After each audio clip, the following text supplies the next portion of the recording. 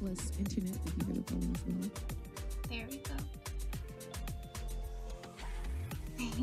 Hi, Kata.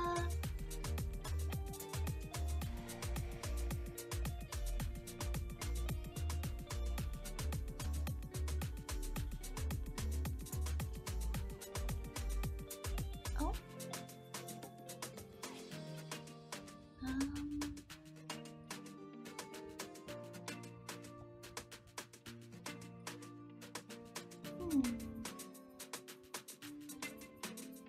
I'm just making sure that I've got everything ready for today's stream.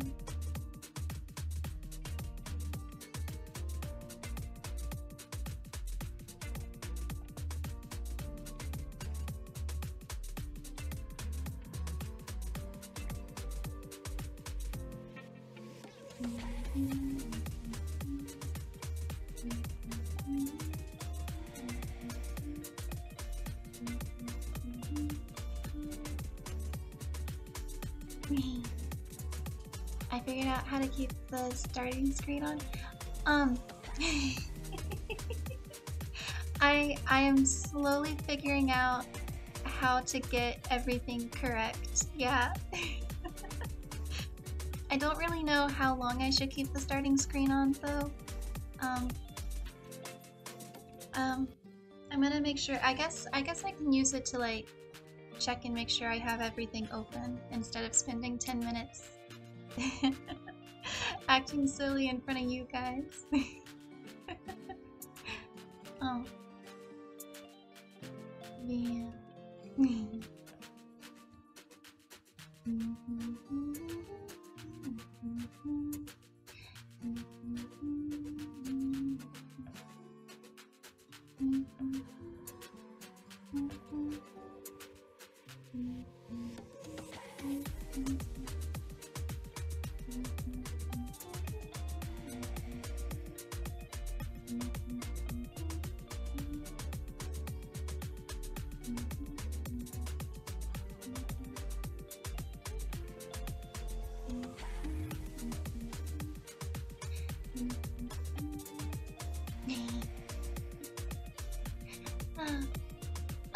I guess I can ask you guys what book you would like. I think there's a way to do a poll, but I'm not sure how to do that. So I'll just put in chat the options that we've got. Let's see.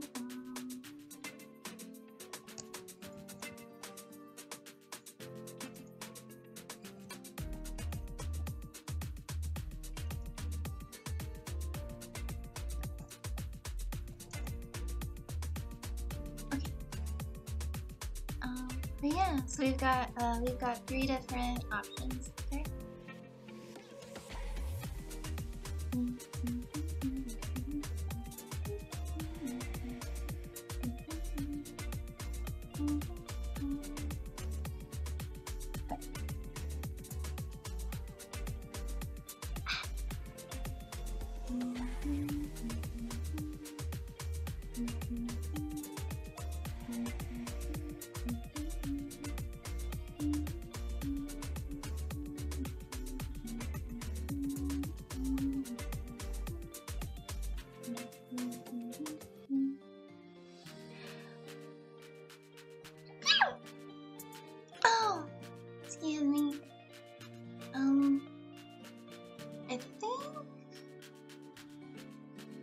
Yeah, I'm gonna go grab a match and light a candle really quick and get this ambiance going.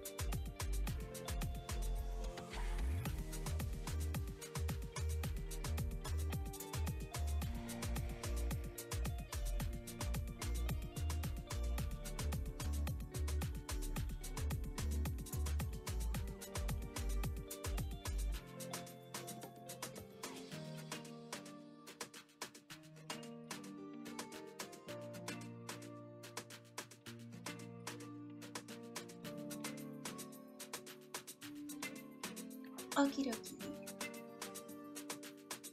There.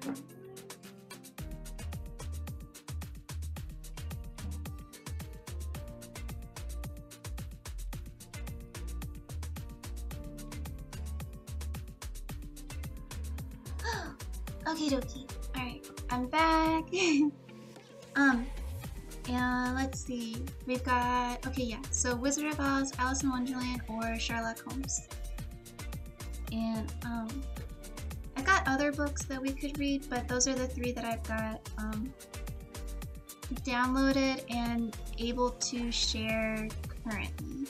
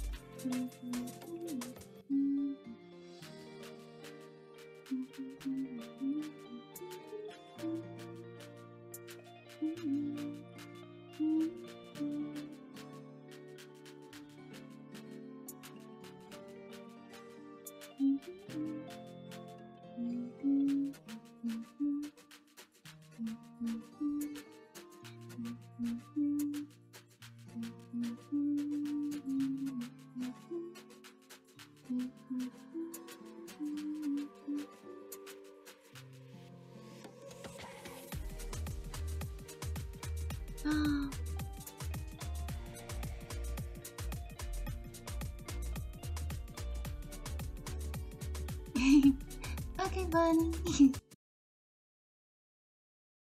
Uh-oh. I am definitely in the wrong spot. Oops.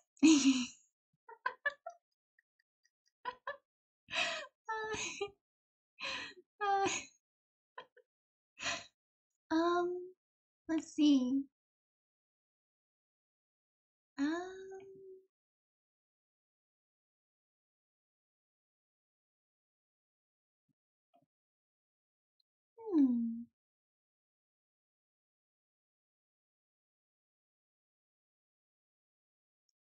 Hmm. I'm kind of partial to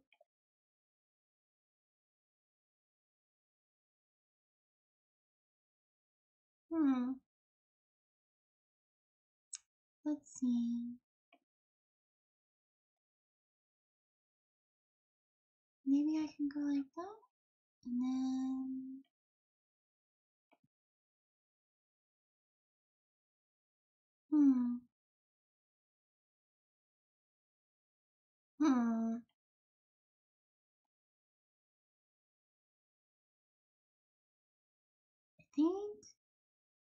I think I'm gonna go with this one.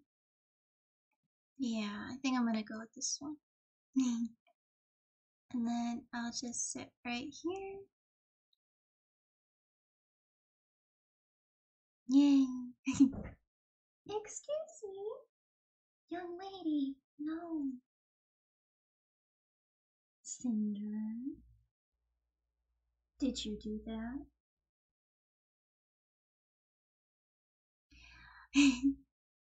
She's throwing a little bit of a fit because she wants to come inside. Oh. Okay, let's see. We can get a little bigger. Yeah, we can get a little bigger.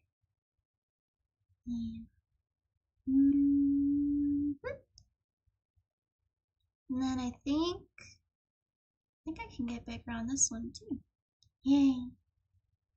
And this one? Yay. And this one. I think it's already pretty big actually. Okay.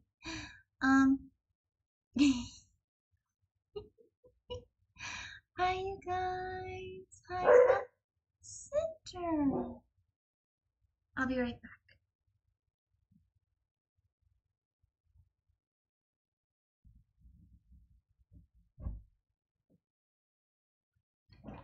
Oh, I feel so bad to oh.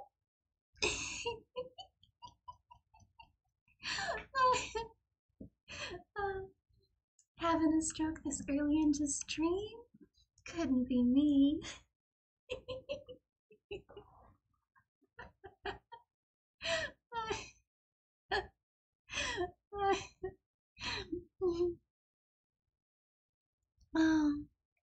I think I'm gonna get a little bit lower, and then yeah, I think that's good. I think that's good.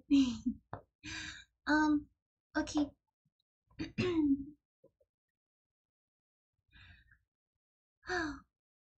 So I heard that during ASMR streams you're supposed to whisper, like you're having like it's like a little story time, like a quiet little time with people.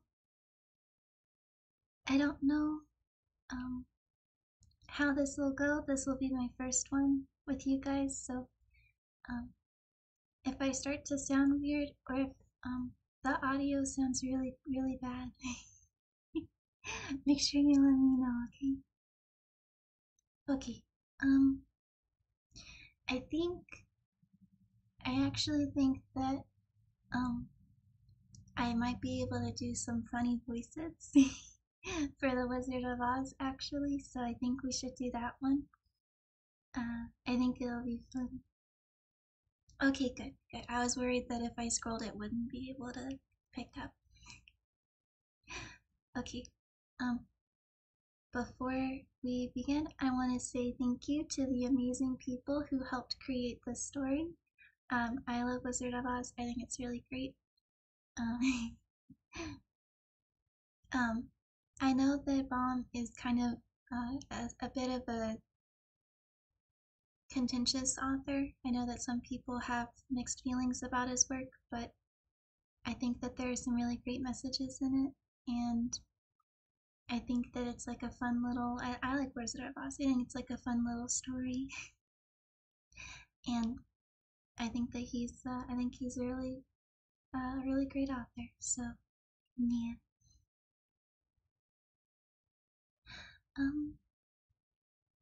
Okay. Uh-oh. I thought I broke it. Okay, is it letting me? Yay! Okay.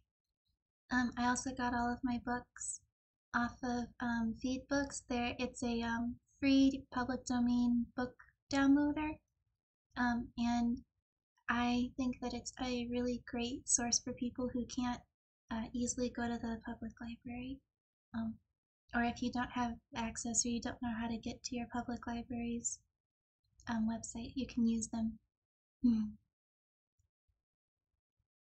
We're gonna skip the about the author and all of the different stuff that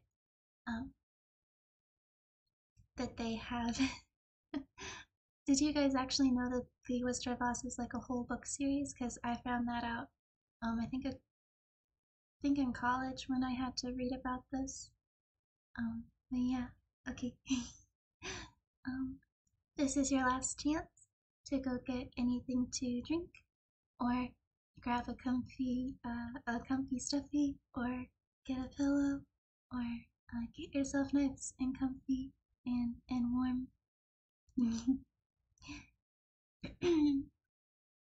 Okay. I hope everyone's ready. Alright, here we go. Dorothy lived in the midst of the great Kansas prairies with Uncle Henry, who was a farmer, and Aunt Em, who was the farmer's wife. Their house was small, for the lumber to build it had to be carried by wagons for many miles. There were 4 walls, a floor and a roof, which made one room, and this room contained a rusty-looking cook stove, a cupboard for the dishes, a table, 3 or 4 chairs, and the beds. Uncle Henry and Aunt Em had a big bed in the corner, and Dorothy had a little bed in another corner. There were no Garrett. There was no garret at all, and no cellar, except a small hole dug in the ground called a cyclone cellar, where the family could go in case one of those great whirlwinds arose, mighty enough to crush any building in its path.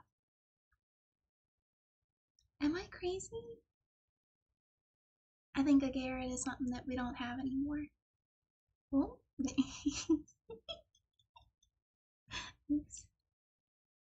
I don't know if the southern accent is something you guys wanted or not. It kind of came out with the garret thing.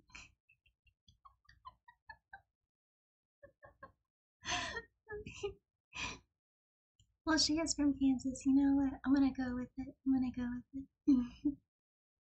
it. It was reached by a trapdoor in the middle of the floor, from which a ladder led down into the dark, small hole. When Dorothy stood in the doorway and looked around, she could see nothing but the great gray prairie on every side. Not a tree nor a house broke the broad sweep of flat country that reached to the edge of the sky in all directions. The sun had baked the plowed lands into a grassy mass, with little cracks running through it. Even the grass was not green, for the sun had burned the tops of the long blades until they were the same green color to be everywhere seen. Once the house had been painted, but the sun blistered the paint and the rains washed it away, and now the house was as dull and gray as everything else. When Aunt Ann came there to live, she was a young, pretty wife. The sun and wind had changed her, too. That's a lot of shade for your Aunt Dorothy, I'm just saying. They had taken the sparkle from her eyes and left them a sober gray. They had taken the red from her cheeks and lips, and they were gray, too. She was thin and gaunt and never smiled now. When Dorothy, who was an orphan, first came to her, Aunt Em had been so startled by the child's laughter that she would scream and press her hand upon her heart when Dorothy's merry voice reached her ears, and she still looked at the little girl with wonder that she could find anything to laugh at.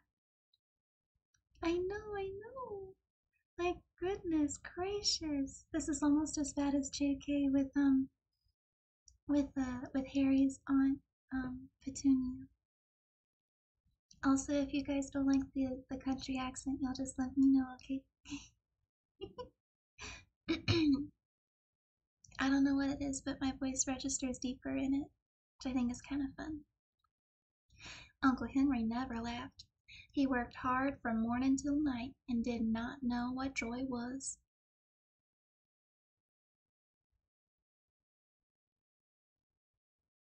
Don't say it, don't say it, don't say it. He was gray also from his long beard to his rough boots, and he looked stern and solemn and rarely spoke. It was Toto that made Dorothy laugh and saved her from growing gray as her surroundings. Toto was not gray. He was a little black dog with long silky hair and small black eyes that twinkled merrily on either side of his funny wee nose. Mortal, I said don't say it.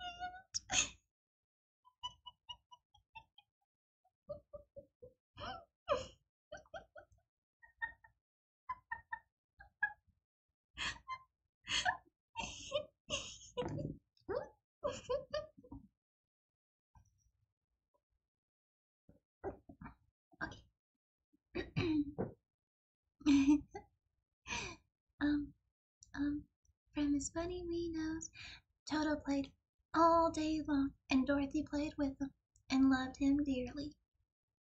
Today, however, they were not playing. Uncle Henry had sat on the doorstep and looked anxiously at the sky. Wait, there we go, which was even grayer than usual. Dorothy stood in the door with Toto in her arms and looked at the sky too. Aunt Em was washing the dishes. All three of these stories where the books get nothing from anyone.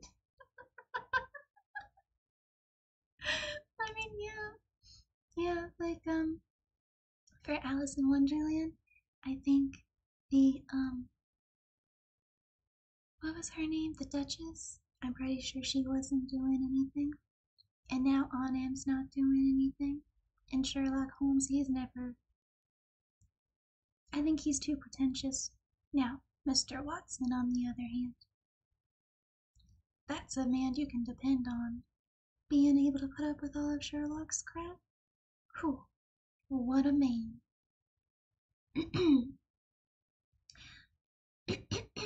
Okay. From the far north they heard a low wail of the wind, and Uncle Henry and Dorothy could see there were the long grass bowed in the waves before the coming storm. There now came a sharp whistling in the air from the south, and as they turned their eyes that way they saw ripples in the grass coming from that direction also. Suddenly, Uncle Henry looked up. Oh.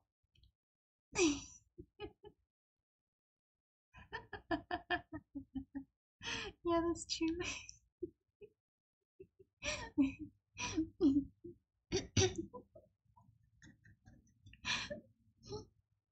Oh.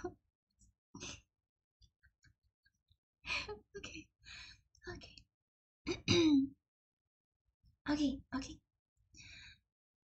Okay, so Uncle Henry doesn't speak normally, and he's a farmer. So I'm gonna try to get as deep as I can go. There's a cyclone coming, Em, he called to his wife. I'll go look after the stock. Then he ran towards the sheds where the cows and horses were kept. Aunt Em dropped her work and came to the door. One glance told her of the danger close at hand. Quick, Dorothy, she screamed. Run for the sailor.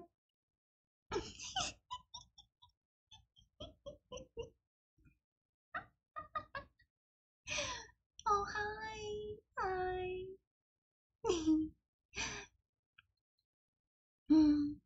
I hope you don't mean this is the last time I'll see you, Justin.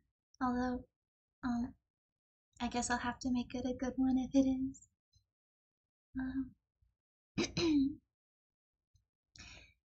Oh, okay. Toto jumped out of Dorothy's arms and hid under the bed, and the girl started, and the girl started to get up. Aunt Em, badly frightened, threw open the trap door in the floor and climbed down the ladder into the small dark hole. Dorothy caught Toto at last and started to follow her aunt. When she was halfway across the room, there came a great shriek from the wind, and the house shook so hard that she lost her footing and sat down suddenly upon the floor. Then a strange thing happened.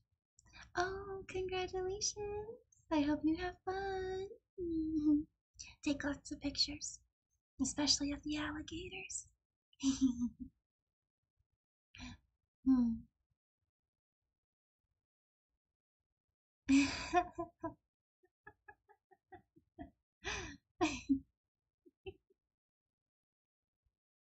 Yeah. He'll be starring in his own Crocosaurus soon. Okay. Oh, then a strange thing happened. The house whirled around 2 or 3 times and rose slowly through the air. Dorothy felt as if she were going up in a balloon. The north and south winds met where the house stood and made it the exact center of the cyclone. In the middle of a cyclone, in the air, is generally still, but the great pressure of the wind on every side of the house raised it up higher and higher until it was at the very top of the cyclone. And there it remained, and was carried miles and miles away as easily as you could carry a feather. You won't be leaving for whatever reason? Okay. Yeah, that's weird. My family would leave at like 5 or 6 in the morning. My dad would want us to leave like right on time, but we'd always end up leaving like about an hour after he wanted us to. So sometimes we wouldn't get out until like 8 or 9. Or wait, can I count?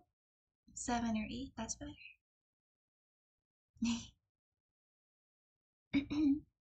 It was very dark and the wind howled horribly around her, but Dorothy found she was riding quite easily. After the first few whirls around and one other time when the house tipped badly, She felt as if she were being rocked gently, like a baby in a cradle. Oh, yeah, that's not too bad.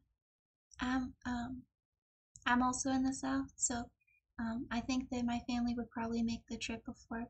I think we've only driven to Florida once, though. Um, we usually just drive to the states around us. Oh, you're a northerner. It's okay, I still love you.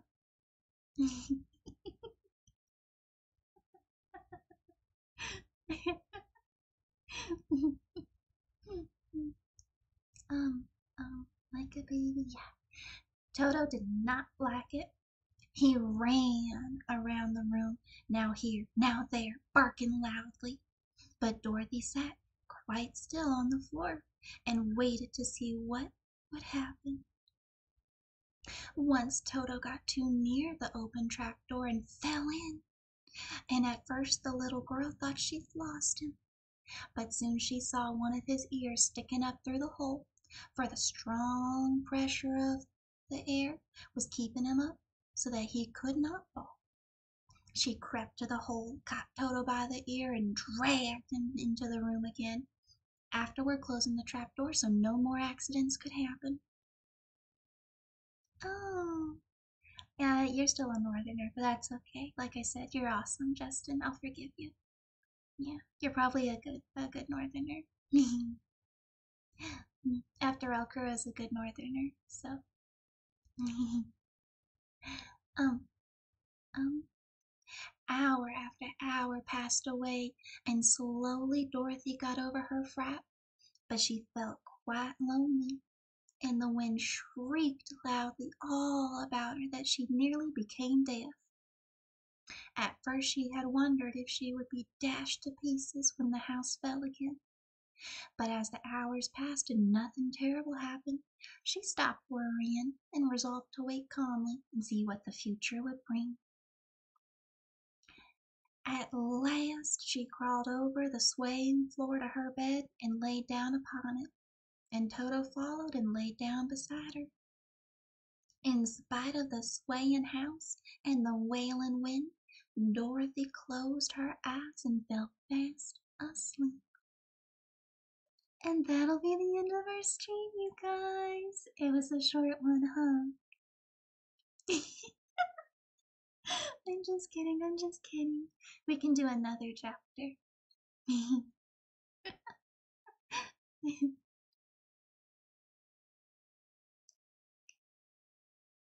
Is in the East Coast, as are really north. Yeah, you're very north from us. But that's okay. That's okay. You're definitely not as north as like Vermont or something. Wait, no, Vermont isn't Vermont northern Maryland? Um, I think I'm right. I'm like a southerner, but better. Yeah, Kenham, you have the better accent of the two of us. Oh yeah, that's a good one, Mortal. Yeah, Justin's not as north as Alaska, so that's not too bad. Okay, good. You know, I thought Vermont was northerner, but I wasn't sure. Not only is Grandma bad at world geography, but also domestic geography too. um, I'm assuming that we want to read another chapter though, so I'm gonna go ahead with it, and we're gonna meet the Munchkins. Just like y'all are my little Munchkins. Okay. She was awakened by a shock, so sudden and severe that if Dorothy had not been lying on the soft bed, she might have been hurt. As it was, the jar made her catch her breath and wonder what had happened, and Toto put his cold little nose on her face and whined so dismally. Dorothy sat up and noticed that the house was not moving, nor was it dark, for the bright sunshine came in at the window, flooding the tiny little room. She sprang from her bed and with Toto at her heels ran and opened the door. The little girl gave a cry of amazement and looked about her, her eyes growing bigger and bigger at the wonderful sights she saw. The cyclone had set the house down very gently, for a cyclone, in the midst of a country of marvelous beauty. There were lovely patches of greensward all about, with stately trees bearing rich and luscious fruits. Banks of gorgeous flowers were on every hand, and birds with rare and brilliant plumage sang and fluttered in the trees and bushes. A little way off was a small brook, rushing and sparkling along, so long that and murmuring in a voice very grateful to a little girl who had lived so long in the dry, gray plains of Kansas. While she stood looking eagerly at the strange and beautiful sights, she noticed, coming toward her, was a group of the oddest people she had ever seen. They were not as big as the grown folk she'd always been used to, but neither were they very small. They seemed about as tall as Dorothy, who was a very well-grown child for her age, although they were, so far as looks could go, many years older. 3 were men and 1 a woman, and all were oddly dressed. They wore round hats that rose to a small point a foot above their heads, with little bells around the brims that tinkled sweetly as they moved. I'm gonna get some water.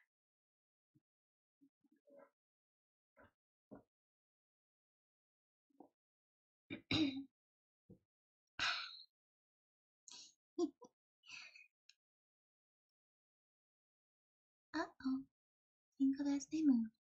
The hats of the men were blue. The little woman's hat was white, and she wore a white gown that hung in pleats from her shoulders. Over it were sprinkled little stars that glistened in the sun like diamonds.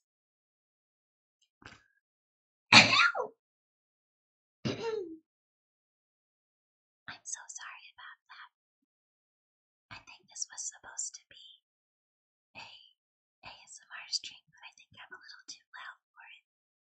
Sorry. So far right now there's only 1 woman. Oh yeah. The men were dressed in blue of the same shade as their hats, and wore well-polished boots with a deep roll of blue at the top. The men, Dorothy thought, were about as old as Uncle Henry, for 2 of them had beards. But the little woman was doubtlessly much older. Her face was covered in wrinkles, hair nearly white, and she walked rather stiffly. Yeah, sorry.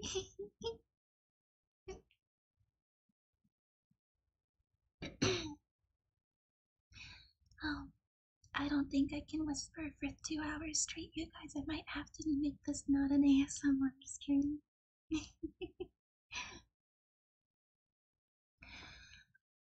Okay. When these people drew near the house where Dorothy was standing in the doorway, they paused and whispered amongst themselves, as if afraid.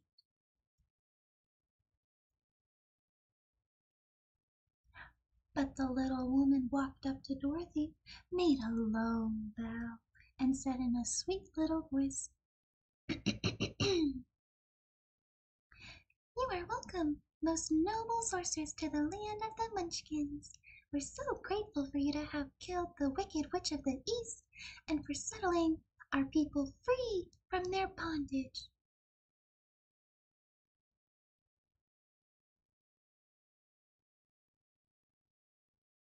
Okay.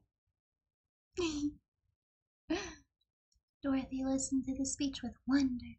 What could the little woman possibly mean by calling her a sorceress, and saying she had killed the wicked witch of the East?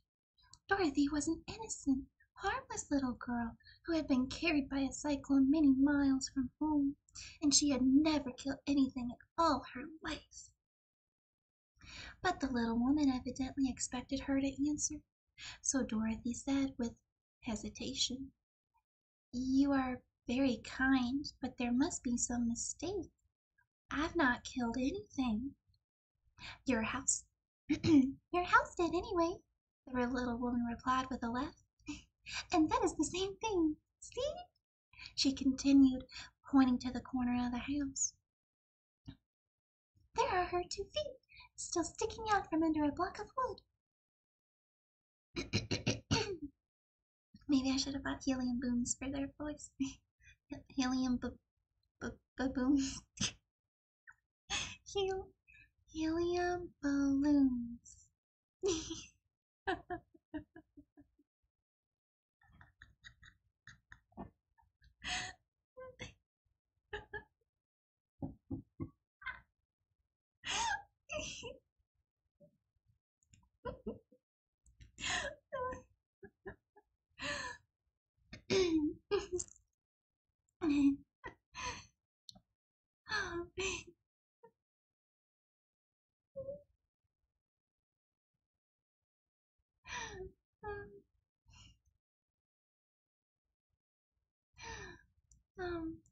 What? I'm not ready. Oh. I don't know. Am I ready?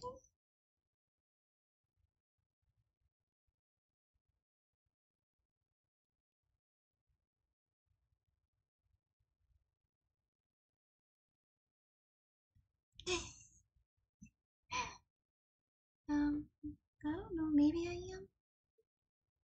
I'm gonna keep trying. I'm gonna keep trying. Oh no, I get it. I meant that I should have like bought helium balloons, but then I said baboons, and it it got my brain on a tangent. Oops. um. Oh yeah, we just finished about the wood. Okay. Dorothy looked and gave a cry of fright. There indeed, just under the corner of the great beam of the house, rested 2 feet sticking out, shoes in silver. Shoes in... with pointed toes and silver shoes. Oh dear, cried Dorothy, clapping her hands together in dismay. The house must have fallen on her. What shall we do? Yeah, and I also repost my full streams too on YouTube since I'm not able to save my streams for more than a week right now since I did just start it.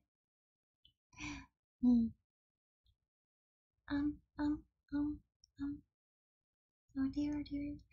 There's nothing to be done, said the woman calmly. But who was she? Asked Dorothy. She was the Wicked Witch of the East, I said, answered the little woman.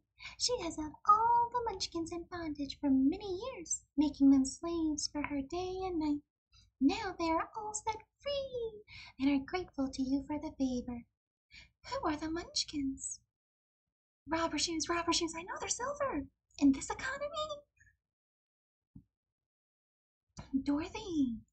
Actually, I'm pretty sure that the Wizard of Oz came either right before or right after the Great Depression. Let me check real quick.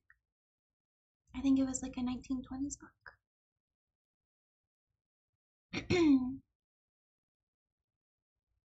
Wizard of Oz publication date.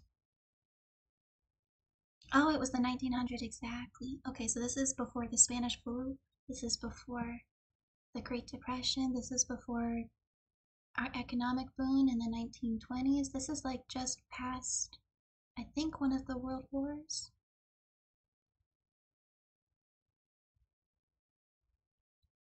Miraculous? Oh yeah, I do know Miraculous. Maybe for an art stream we can do clowns. Oh, I almost forgot. No, I'll mention it at the end of the stream. Never mind. Because if I just mention it now, 40 minutes in, I don't think anyone will know. I'll do it at the end. I'm gonna get some water.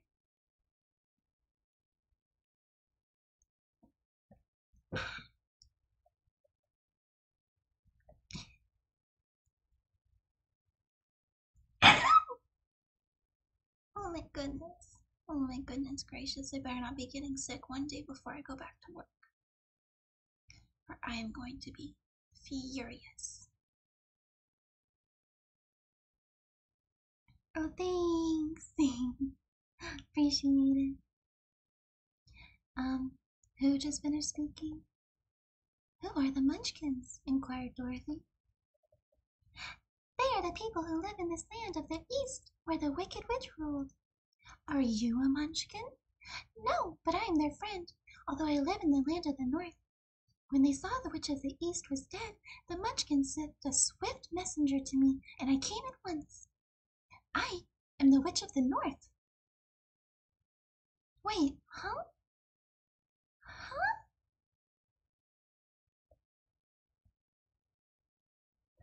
So the little woman is the Witch of the North?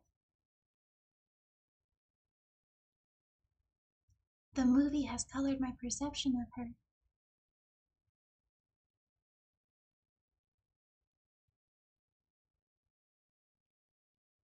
How fast are the messages? I know, right? Like a messenger? I'm assuming if it's the 1900s and this is a fantasy land, they either mean a horse-carrying messenger or a bird messenger. Either way, very, very fast.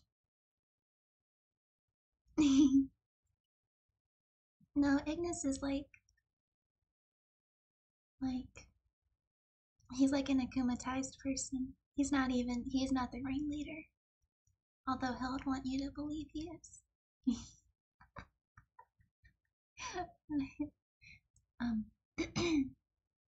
But I thought that they were munchkins, but I guess this is the witch. The movie made me think she was really tall and hot. Oops.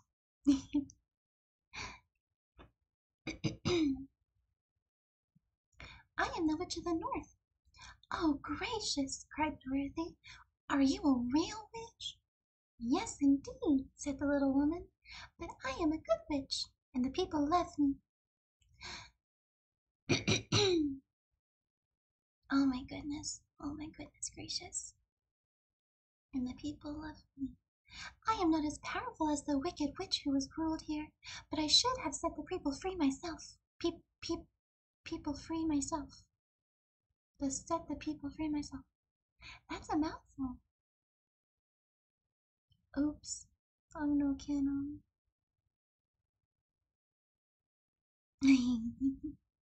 That would be fun, Justin. But I thought all witches were wicked, said the girl, who was half frightened at facing a real witch. Oh no, that is a great mistake. There were only 4 witches in all the land of Oz, and 2 of them, those who lived in the north and the south, are good witches. I know this is true, for I am one of them myself, and cannot be mistaken. Those who dwelt in the east and the west were, indeed, wicked witches. But now that you have killed one of them, there is now but one wicked witch in all the land of Oz, the one who lives in the west. But, Dorothy said, after a moment's thought, Aunt Em has told me that the witches were all dead years and years ago. Who is Aunt Em? Inquired the little old woman. She's my aunt, who lives in Kansas, where I came from. The Witch of the North seemed to think for a time with her head bowed and her eyes upon the ground. Then she looked up and said, I do not know where Kansas is, for I have never heard of that country mentioned before. But tell me, is it a civilized country? Oh, yes, replied Dorothy. Then that accounts for it. In the civilized countries, I believe there are no witches left, nor wizards, nor sorceresses, nor magicians. But you see, the land of Oz has never been civilized, for we are cut from all the rest of the world. Therefore, we have witches and wizards among us.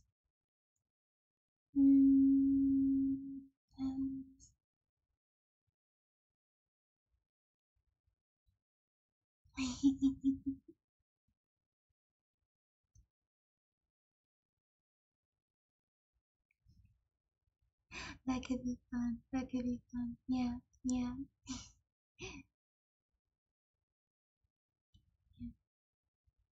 I feel like I would get, it'd be very easy to bully me into coming up with designs, you know?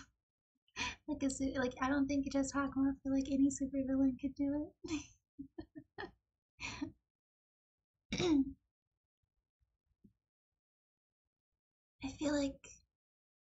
I feel like I'm understanding where some of the contentious critiques are coming from. Although I think in 1900 civilized has a different connotation. Like I think it's supposed to mean the difference between like a first world and third world country, but I don't know. I feel like they used the term uncivilized and civilized for other things too in that time. And so I think it kind of paints the book with a very specific um, slant, I think is the right word.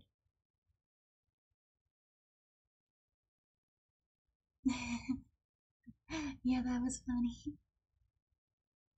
But yeah, I feel like, because I think they only use, oopsies. I feel like they only use the cardinal directions. They don't use any other like secondary directions. So maybe like I don't know. It's kind of weird, Kendall. And they don't have a world map at the beginning of the book. Otherwise, I would have shown you guys that first. But that's okay. I'm wondering if we're gonna see any pictures. I don't know if I got an illustrated version. I don't think I did, but we'll see.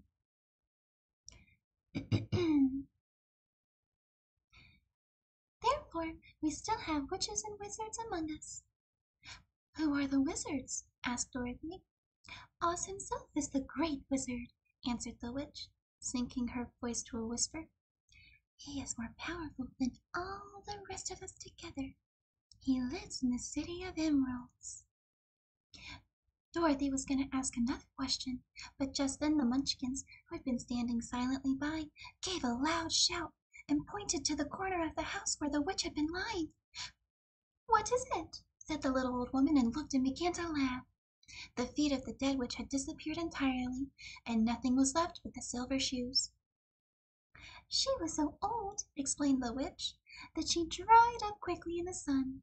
That is the end of her. But the silver shoes are yours, and you shall have them to wear. She reached down and plucked them up, and after shaking some dust off to them, handed them to Dorothy. This woman just shook off the dust of another witch, and then said, "Wear 'em." I'm sorry. What? What? That is.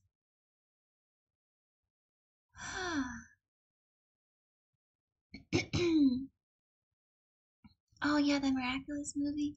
I haven't caught up with Miraculous the show or the movie.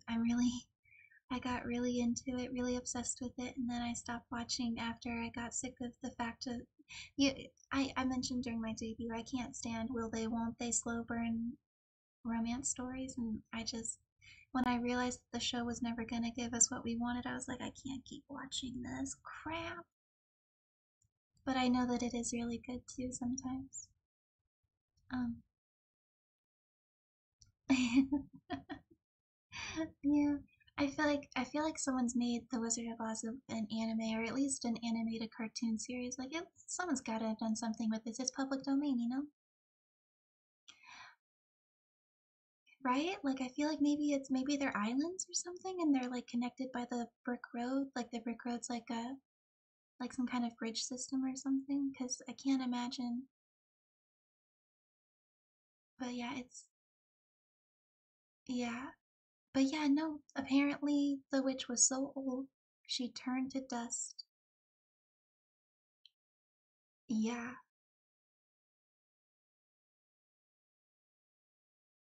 Yeah, oh, a preschool? Oops, that's too bad. That's too bad. Maybe someone should make a more But yeah, she just shook them off. I can't imagine taking shoes that have human dust shooken off them and then wearing them. That just, it seems like grave robbing. Okay, get back into it, Grandma. Okay. The Witch of the East was proud of those silver shoes, said the one of the Munchkins, and there are some charms connected with them, but what it is, we never knew. Dorothy carried the shoes into the house and placed them on the table. Excuse me? I know this isn't a grown woman because there's no way a grown woman would put dirty shoes that have dead people dust on them on the table. You're kidding me with this. Oh yeah, that would be really fun. But yeah, no, this is sending me spiraling. I cannot believe this. This young lady needs better manners. Calling her aunt and uncle such horrible names and then putting dead people's shoes that have dead people stuff on them on your table. Nasty little gremlin is what you are. I am anxious to get back to my aunt and uncle. No, my aunt and uncle, for I'm sure they'll be worried about me. Can you help me find my way? The Munchkins and the witch first looked at one another, and then at Dorothy, and then shook their heads. At the east, not far from here, said one, there is a great desert, and none could live to cross it. So we're in the east. No, yeah, we're in the east because this is the wicked witch of the east. So surrounding the east, there's a desert, and no one can cross it. It is the same in the south, for I have been there and seen it. The south is the country of the Quadlings. I am told, said the third man, that it is the same at the west. And that country, where the Winkies live, is ruled by the wicked witch of the west, who would make you her slave if you passed her way. I don't think I like the Munchkin voice I'm doing, but I've committed.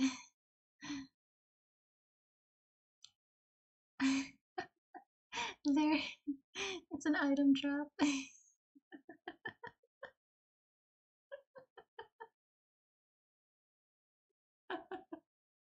I mean, you're not wrong. You're not wrong at all.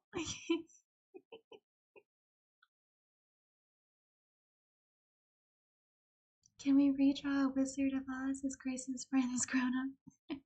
yeah, we could do that. I call dibs on being Toto. He's unproblematic.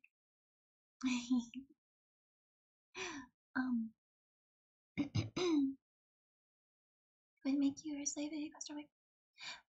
The north is my home, said the old lady, and at the very edge is the same desert that surrounds this land of Oz. I'm afraid, my dear, that you will have to live with us.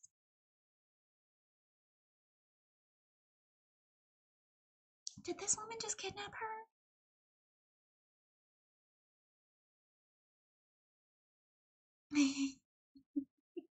I don't know, I just like the fact that Toto doesn't have any problems happen to him.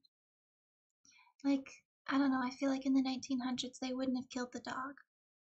So, I know I'm safe. I think Ash would probably be the Scarecrow. 'Cause he's like, no. Yeah?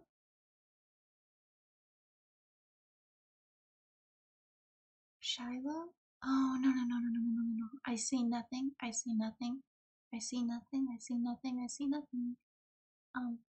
Or no, maybe I could be the evil witch. Great. Oh, wait. Oh, no, I can't do my paws because then I'll have double sets of hands. I was gonna do the grr, but I can't do the grr right now. Oops. Okay, but yeah, okay, first, I don't know what a quadling is, but it sounds hilarious. And now they're just gonna kidnap Dorothy.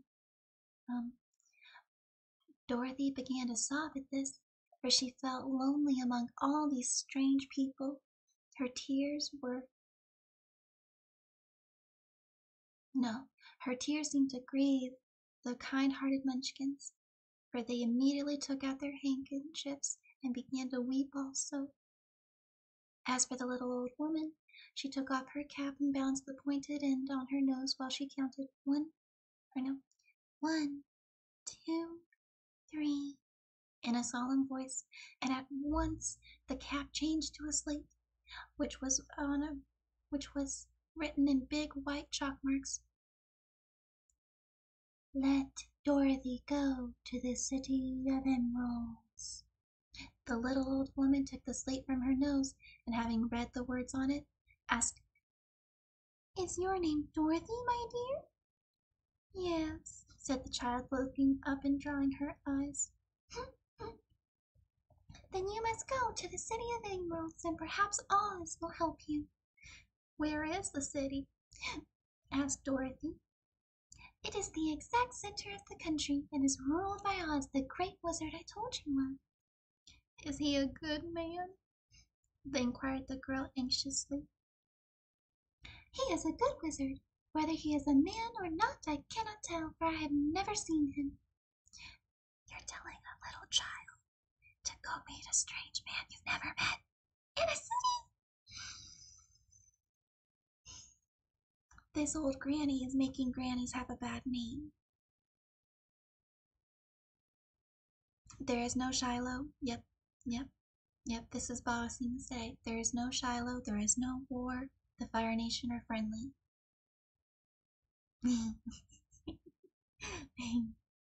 um, um, um, um. Oh yeah. How can I get there? "You must walk. It is a long journey through a country that is sometimes pleasant and sometimes dark and terrible. However, I will use all the magic arts I know to keep you from harm." "Won't you go with me?" pleaded the girl, who had begun to look upon the little old woman as her only friend. I know. This old lady is giving me a bad taste in my mouth. She is not a fellow grandmother. She is a wicked, evil lady. Don't even help. "Oh, I'm going to give you these magic items, but you're on your own." Rude. "No, I cannot do that," she replied. "But I will give you my kiss, and no one will dare injure a person who has been kissed by the Witch of the North."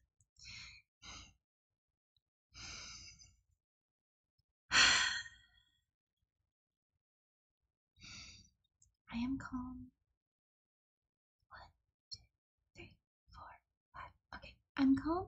I am calm. We're calm.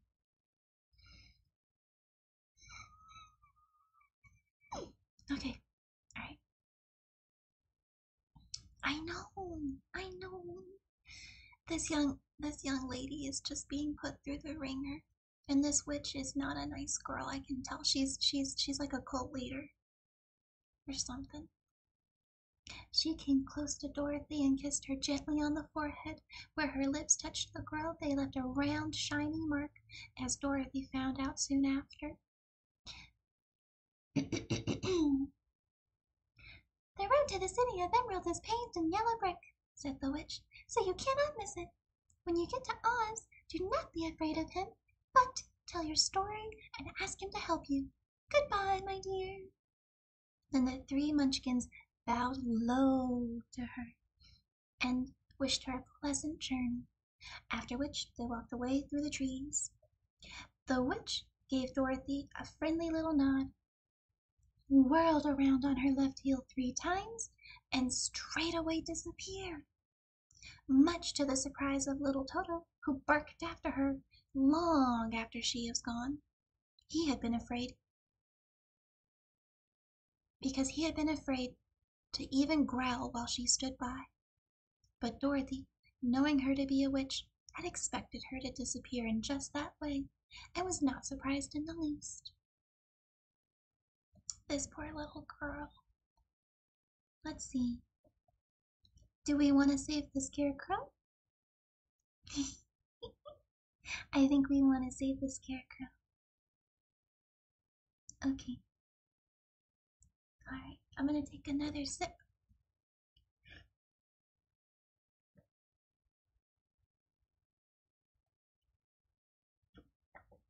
That was more of a chug, but that's okay.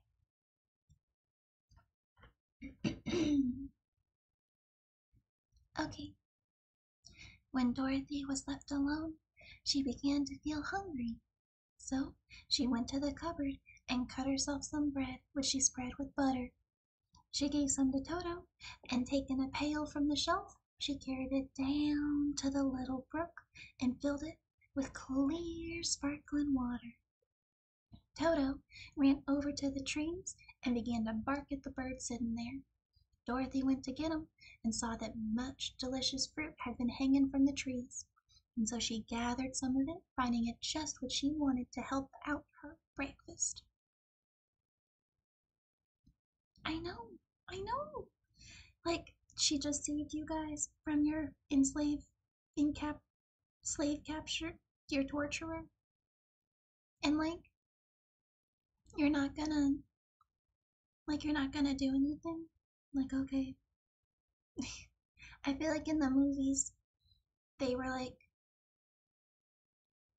not a lot nicer to her, but maybe that's just because they had to jam pack a bunch of stuff into one scene. So, yeah.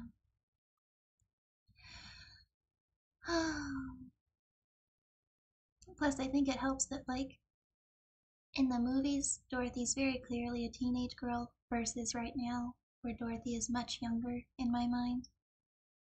Like a little girl.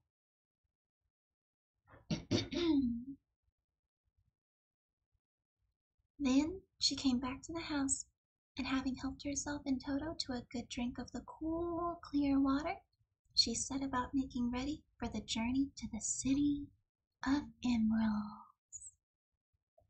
Dorothy had only one other dress, but that happened to be clean and was hanging on a peg beside her bed. It was gingham, with checks of white and blue, and although the blue was somewhat faded with many washings, it was still a pretty frock. The girl washed herself carefully, dressed herself in the clean gingham, and tied her pink sunbonnet to her head. She took a little basket and filled it with bread from the cupboard, laying a white cloth over the top. Then she looked down at her feet and noticed how old and worn her shoes were. "They surely will never do for a journey so long, Toto," she said, and Toto looked up into her face with his little black eyes and wagged his tail to show he knew what she meant. At that moment, Dorothy saw lying on the table the silver shoes that had belonged to the Wicked Witch of the East. "I wonder if these'll fit me. They would be just the thing to take a long walk in, for they could not wear out." She took off her old leather shoes and tried on her silver ones, which fit her as well as if they'd been made for her. Finally, she picked up her basket. "Come along, Toto," she said. "We will go to the Emerald City, and ask the Great Oz how to get back to Kansas again."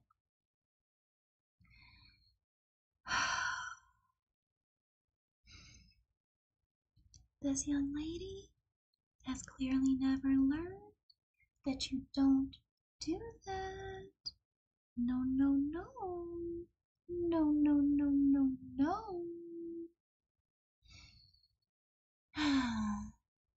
Okay. I am calm.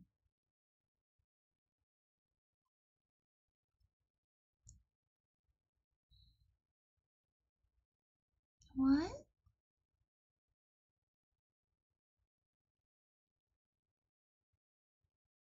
She was 11 and so tall.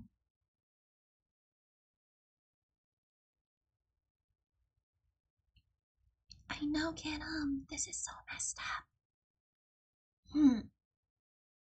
I think that's why a lot of people, like, I'm sure we've all seen the movie where she wakes up in her bed and was like, and you were there, and you were there, and you were there. And it's like, yeah, this seems like a dream in some parts, because it's like she was obvious, like, I don't know. I can understand the dream stuff for Wizard of Oz, but definitely not Alice in Wonderland. Although maybe you could, I don't know, that one's very fantastical.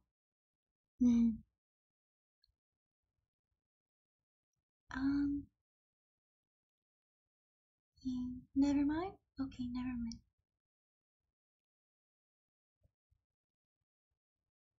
There were several roads nearby, but it did not take her long to find the one paved with yellow bricks.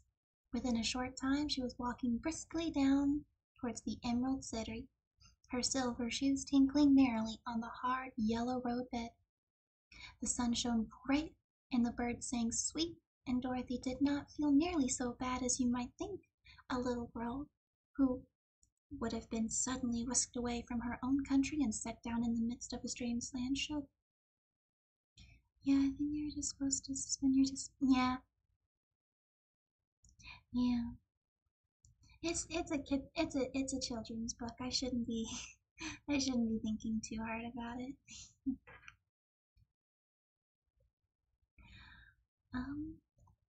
There we go. She was surprised as she walked along to see how pretty the country was about her. There were neat fences at the sides of the road, painted a dainty blue color, and beyond them were fields of grain and vegetables in abundance. Evidently, the Munchkins were good farmers and able to raise large crops. Once in a while, she would pass a house, and the people came out to look at her and bow low as she went by, for everyone knew she had been the means of destroying the wicked witch and setting them free from their bondage. The houses of the Munchkins were odd-shaped buildings. Each was round with a big dome for a roof. All were painted blue, for in this country of the East, blue was the favorite color.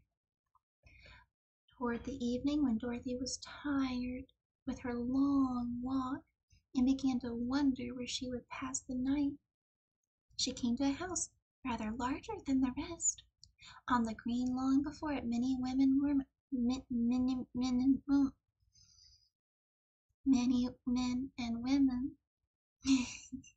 were dancing. 5 little fiddlers played it as loudly as possible, and the people were laughing and singing, while a big table nearby was loaded with delicious fruits and nuts and pies and cakes and many other good things to eat. The people greeted Dorothy kindly and invited her to supper, and to pass the night with them, for this was the home of one of the richest Munchkins in all the land, and his friends were gathered with him to celebrate their freedom from the bondage of the wicked witch. Okay, so they're allowed to have personal property. They have their own individual wealth. I'm just saying, I feel like she was probably more of a dictator than a slave owner. I'm just saying.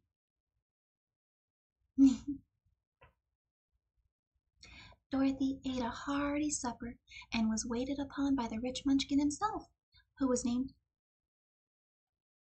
Oak. Then she sat upon a settee and watched the people dance.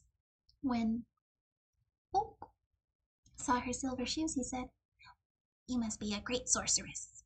"Why?" asked the girl. "Because you wear silver shoes and have killed the wicked witch. Besides, you have white in your frock, and only witches and sorcerers wear white."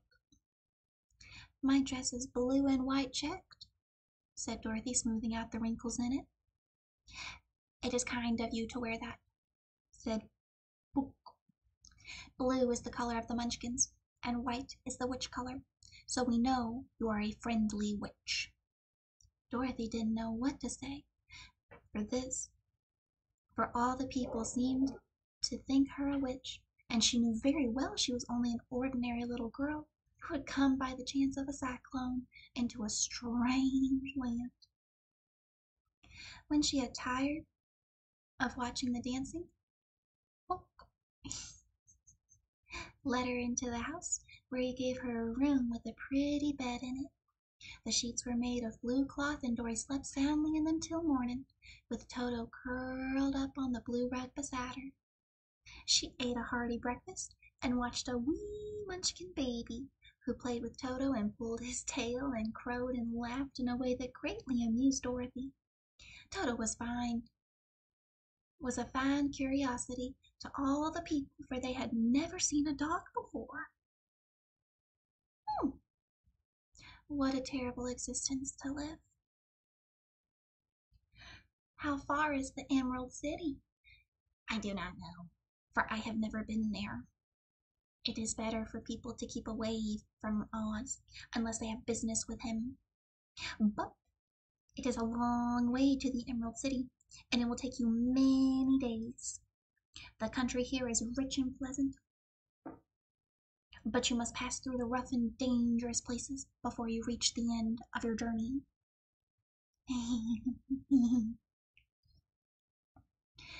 This worried Dorothy a little, but she knew that only the great Oz could help her get back to Kansas again, so she bravely resolved not to turn back. She bade her friends goodbye and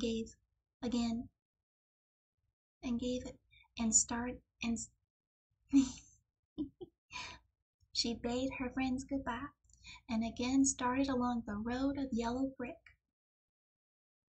When she had gone several miles, she thought she would not stop to rest, and so climbed to the top of the fence beside the road and sat down. There was a great cornfield beyond the fence, and not far away she saw a scarecrow placed high on a pole to keep the birds from the ripe corn. Let me tell you what you learned.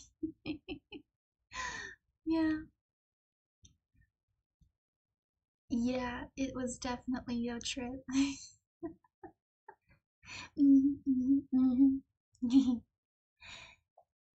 Dorothy leaned her chin upon her hand and gazed thoughtfully at the scarecrow.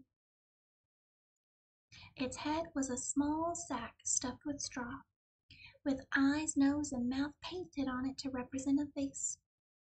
An old pointed blue hat that had belonged to some munchkin was perched on his head, and the rest of the figure was a blue suit of clothes, worn and faded, which had also been stuffed with straw. On the feet were some old boots with blue tops, such as every man wore in this country, and the figure was raised above the stalks of corn by means of the pole stuck up its back. I almost said butt. While Dorothy was looking earnestly into the odd painted face of the scarecrow, she was surprised to see one of the eyes slowly wink at her. She thought she must have been mistaken at first, for none of the scarecrows in Kansas ever winked. But presently the figure nodded its head to her in a friendly way. Then she climbed down from the fence and walked up to it while Toto ran around the pole and barked.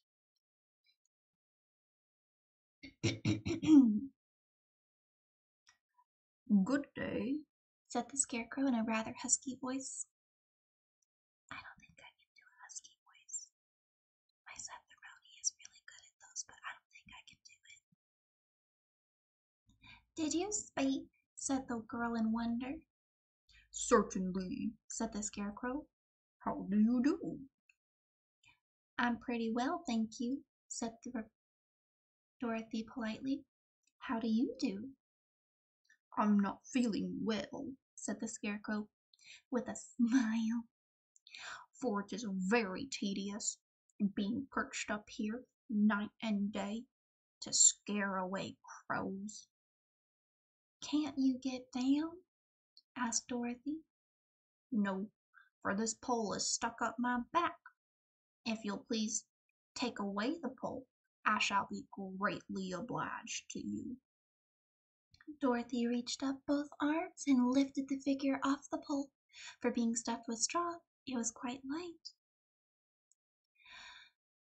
"Thank you very much," said the Scarecrow when he had been set down on the ground. "I feel like a new man." Dorothy was puzzled at this, for it sounded odd to hear a stuffed man speak and to see him bow and walk along beside her. "Who are you?" said the Scarecrow when he had stretched himself and yawned. "And where are you going?" "My name's Dorothy." "My name's Dorothy," said the girl, "and I'm going to the Emerald City to ask the Great Wizard Oz to send me back to Kansas." "Where is the Emerald City?" he inquired. "And who is Oz?" "Why, don't you know?" she returned in surprise. "No, indeed. I don't know anything. I don't know anything. You see, I am stuffed, so I have no brains at all." "Oh, I'm awful sorry for you." "Do you think, if I go to the Emerald City with you, that Oz might give me some brains?"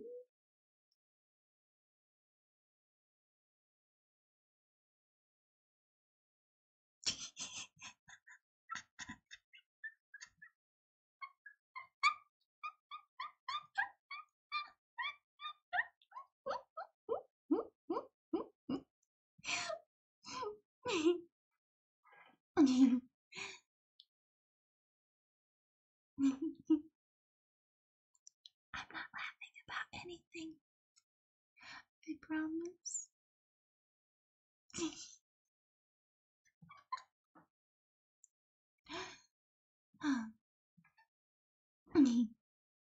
"I cannot tell," she returned, "but you may come with me if you like. If Oz will not give you any brain, you'll be no worse off than you are now. Ain't that the truth?"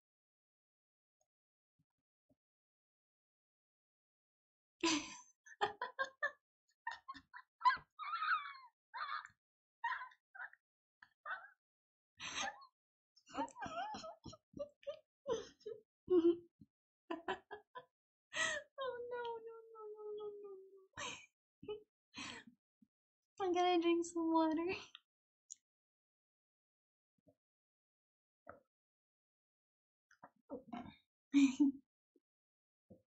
Oh my goodness. Oh, okay. "That is true," said the Scarecrow. "You see." Give me a second. You see. You. Okay, I think I got it now. "That is true," said the Scarecrow. "You see," he continued confidently, "I don't mind my legs and arms and bodies being stuffed, because I cannot get hurt. If anyone treads on my toes or sticks a pin in me, it does not matter, for I cannot feel it. But I do not want people to call me a fool and see if my head stays stuffed with straw instead of brains, as yours is. How am I ever to know anything?" "I understand how you feel," said the little girl, who was truly sorry for him. "If you'll come with me, I'll ask Oz to do all he can for you." "Thank you," he answered gratefully. Then they walked back to the road. Dory helped him over the fence, and they started along the path of the yellow brick to the Emerald City. Toto did not like this addition to the party at first. He smelled around, and he suspected there might be a nest of rats in the straw, and he often growled in an unfriendly way at the Scarecrow. Grrr. "Don't mind Toto," she said to her new friend. "He never bites." "Oh, I'm not afraid," replied the Scarecrow. He can't hurt the straw. Do let me carry that basket for you. I shall not mind it, for I can't get tired. I'll let you in on a secret, he continued as he walked. There is only one thing in the world that I am afraid of. What is it? Asked Dorothy. The Munchkin farmer who made you? No, said the Scarecrow. It's a lit match. Just shove a raw brain. Yeah, I think I feel like I've read a story at one point where they where the Scarecrow's like a mad scientist who puts real people body parts in him, like a brain and teeth, because he wants to chew real food and like a couple other things. And then I think the Tin Man wants a real human heart too. I think we're about to meet him actually. Or wait, maybe we're gonna meet it says through the forest, so it's either gonna be the Tin Man or the Lion. And then I think this might be our last chapter. So we'll get to finish the book another time. Okay. After a few hours, the road began to be rough, and the walking grew so difficult that the Scarecrow often tumbled over the yellow bricks, which were very, very uneven. Sometimes, indeed, they were broken or missing altogether, leaving holes that Toto might jump across, and Dorothy walked around. As for the Scarecrow, having no brains, walked straight ahead, and so stepped into the holes and fell at full length on the hard brick. It never hurt him, however, and Dorothy would pick him up and set him upon his feet again, while he joined her in laughing merrily at his own mishap. The farms were not nearly so well cared for here as they were farther back. There were fewer houses and fewer fruit trees, and the farther they went, the more dismal the lonesome country became. At noon they sat down by the road, near a little brook, and Dorothy opened her basket and got out some bread. She offered a piece to the Scarecrow, but he refused.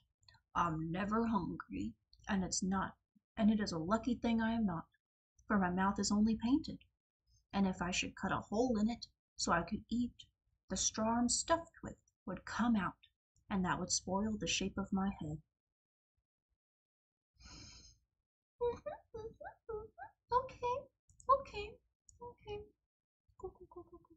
Cool. So, okay. Okay. So, how's he been talking this whole time? Is he just like telepathically communicating or something? Anywho, Dory saw at once that this was true, so she nodded and went on eating her bread. Tell me something about yourself and the country you came from, said the Scarecrow when she finished her dinner. So she told him all about Kansas and how gray everything was there, and how the cyclone had carried her to this odd land of Oz. The Scarecrow listened carefully and said, I cannot understand why you should wish to leave this beautiful country and go back to the dry, gray place you call Kansas. That's because you have no brains, answered the girl plainly. No matter how dreary and gray our homes are, we people of flesh and blood would rather live there than in any other country, be it ever so beautiful. There's no place like home. Yeah, right? Although I don't think Celebi ever spoke. Celebi's my favorite legendary.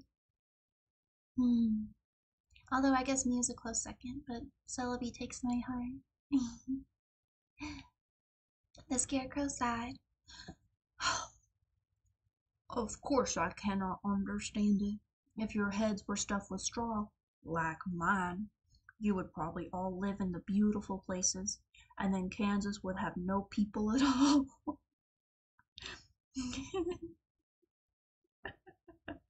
this is anti-Kansas propaganda.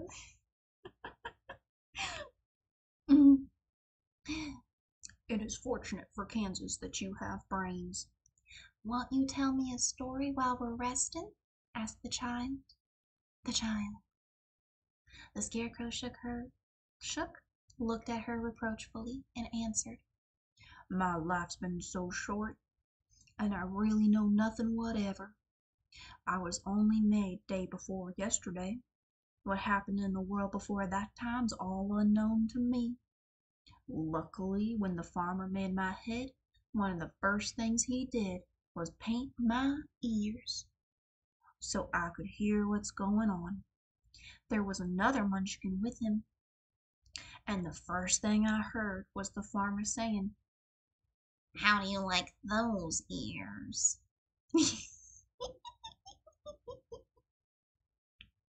Oh, it's a mythical. Oh. Well, I guess I'll have to look up the legendary list of Pokemon. I always thought Celebi was a legendary. Oops. Look at me being a fake fan. They aren't straight, answered the other. Never mind, said the farmer. Their ears just the same, which was true. Now I'll make the eyes, said the farmer. So he painted, said the farmer. So he painted my right eye, and as soon as it was finished, I found myself looking at him and at everything around me in a great deal of curiosity, for it was my first glimpse of the world. That's a rather pretty eye, said the munchkin. Replied the munchkin who was watching the farmer. Blue paint is just the color for eyes. I think I'll make the other a little bigger, said the farmer. And when the second eye was done, I could see much better than before. Then he made my nose and my mouth. But I did not speak, because at that time I didn't know what a mouth was for. I had the fun of watching them make my body, and my arms and legs, and when they fastened on my head at last, I felt very proud, for I thought I was just as good a man as any. This fellow will scare the crows fast enough, said the farmer. He looks just like a man. Why, he is a man, said the other, and I quite agreed with him. The farmer carried me under his arm to the cornfield and set me on a tall stick, where you found me. He and his friend soon after walked away and left me alone. I did not like to be deserted this way, so I tried to walk after them. But my feet wouldn't touch the ground, and I was forced to stay on that pole. It was a lonely life to lead, for I'd nothing to think of. Having been made such a little while before, many crows and other birds flew in the cornfield, but as soon as they saw me, they flew away again, thinking I was a munchkin, and this pleased me, made me feel like I was quite an important person. By and by, an old crow flew near me, and after looking at me carefully, he perched upon my shoulder and said,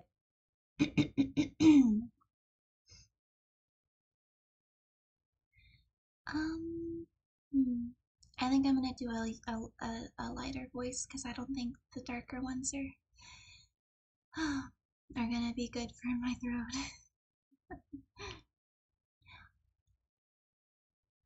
I wonder if that farmer thought to fool me with this clumsy manner.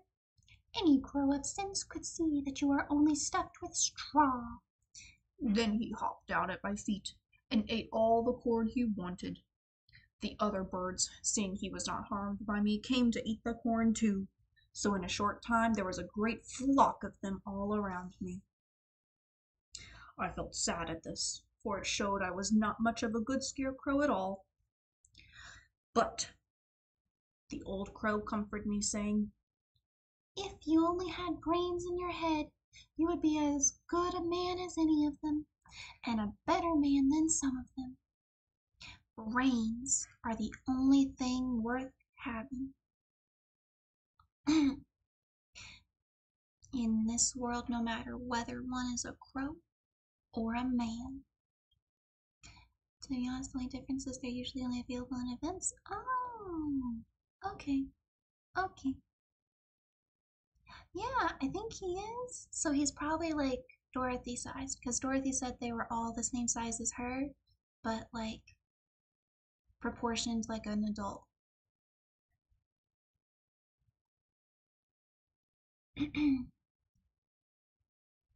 After the crows had gone. Oh gosh, this voice. After the crows had gone, I thought this over and decided I would try hard to get some brains.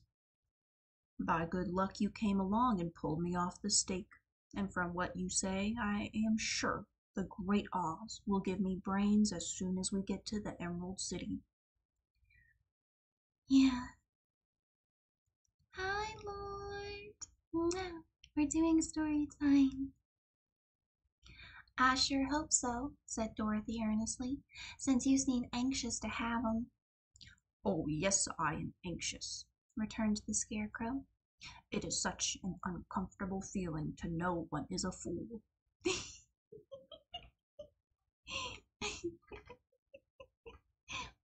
Better to keep your mouth shut and have them wonder if you're a fool than to open it and prove them right.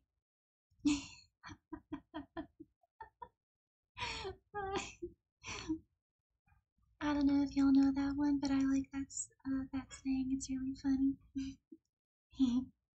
Yeah, I do voices when I'm reading.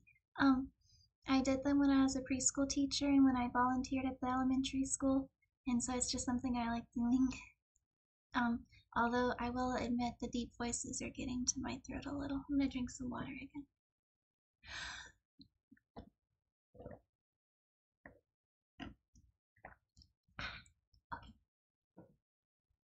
Okay. Oh yes, well, let's go. And she handed the basket to the Scarecrow. There were no fences at all by the side road now, and the land was rough and untilled. Toward evening, they came to a great forest where the trees grew so big and close together that their branches met over the road of the yellow brick. It was also dark under the trees, for the branches shut out the daylight. But the travelers did not stop and went on into the forest. If this road goes in, it must come out, said the Scarecrow. And as the Emerald City is at the other end of the road, we must go wherever it leads us. Anyone would know that, said Dorothy. Certainly, that's why I know it. If it required brains to figure it out, I never should have said it.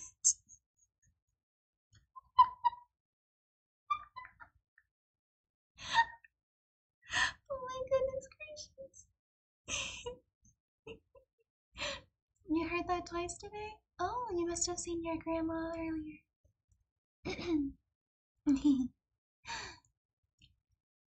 After an hour or so, the light faded away, and they found themselves stumbling along in the darkness. Dorothy could not see at all, but Toto could, for some dogs see very well in the dark. And the Scarecrow declared that he could see as well as by day, so she took hold of his arm and managed to get along fairly well.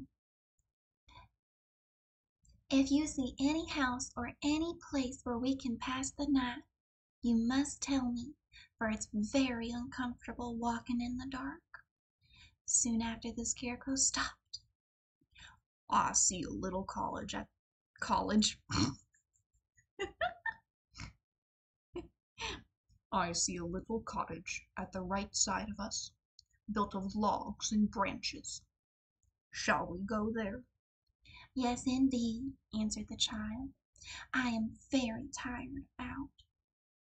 So the Scarecrow led her through the trees until they reached the edge of the cottage, and Dorothy entered and found a bed of dried leaves in one corner.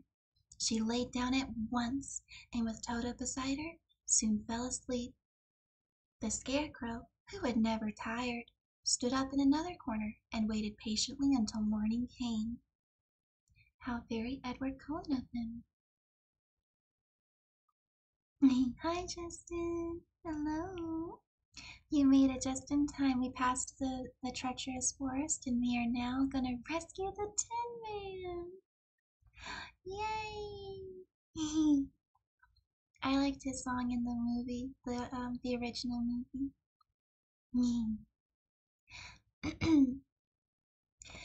When Dorothy awoke, the sun was shining through the trees, and Toto had long been out chasing birds around and squirrels. Squirrel! She sat up and looked around her. Scarecrow, still standing patiently in his corner, was waiting for her. We must go and search for water, she said to him. Why do you want water? He asked. To wash my face clean after the dust of the road, and to drink, so the dry bread will not stick in my throat.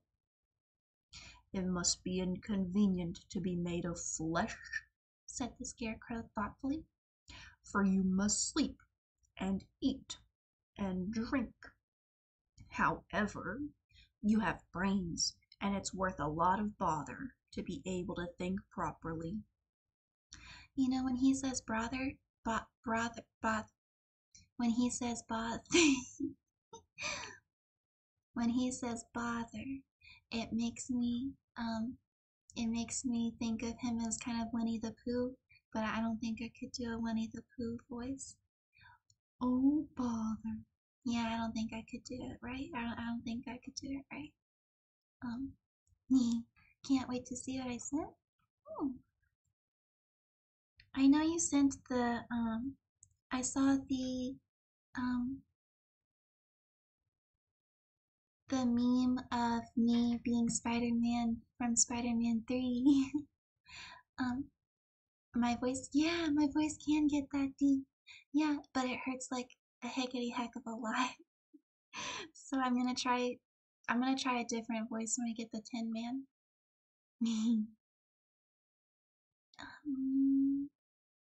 They left the cottage and walked through the trees until they found a little spring of clear water, where Dorothy drank and bathed and ate her breakfast.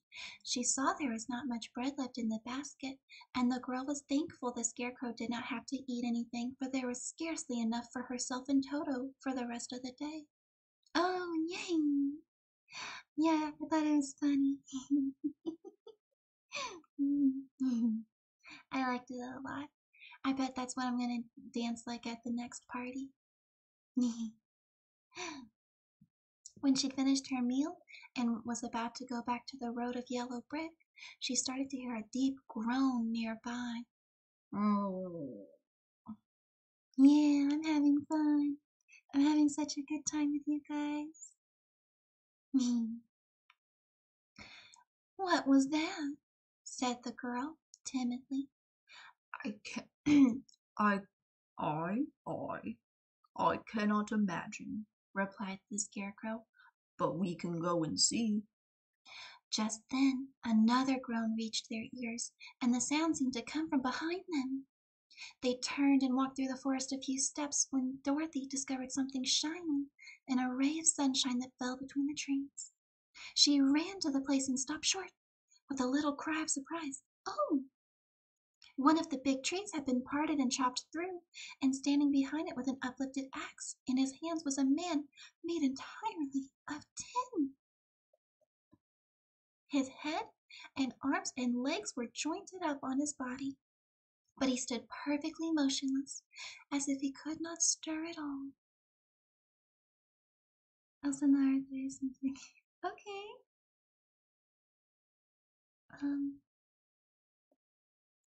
Dorothy looked at him in amazement. No, wait. In amazement. And so did the Scarecrow, while Toto barked sharply and made a snap at the tin legs, which hurt his teeth. Did you groan? Asked Dorothy.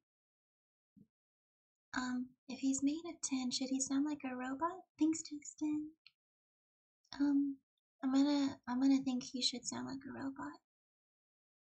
Yes, said the Tin Man. I did. I've been groaning for more than a year, and no one has ever heard me before or come to help me. Right? I don't know. Well, maybe she's used to seeing, because in the 1900s, almost everything was made out of tin, like tin cans, tin. I don't think tin foil became popular, but like a lot of farming goods that they would buy at the grocers. So maybe she thinks he looks like a tin can.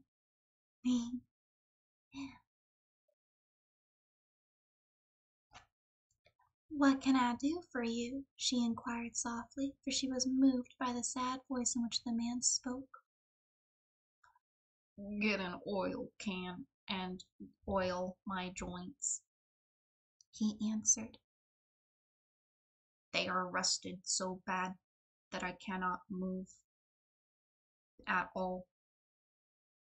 If I am well oiled, I shall soon be all right again. You will find an oil can on a shelf in my cottage. I don't like his voice, but I don't know what I should make it that doesn't hurt my own voice.